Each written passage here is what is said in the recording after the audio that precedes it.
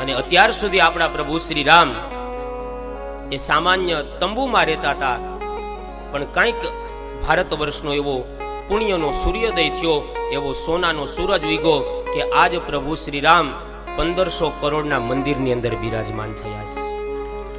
આ ભારત વર્ષ માટે બહુ મોટા સુકન કહેવાય કે આજ પ્રભુ શ્રી રામ અયોધ્યાની અંદર જ્યાં પ્રભુ પ્રગટ થયા હતા, જે ઘણા સમયથી જે નિર્ણય કોર્ટમાં દડાની જેમ આમથી આમ ઉછળતો હતો,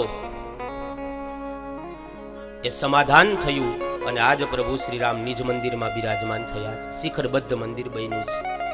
ताजमहल की बात अब पुरानी हो गई, क्योंकि सारी दुनिया अब श्री राम की दीवानी हो गई.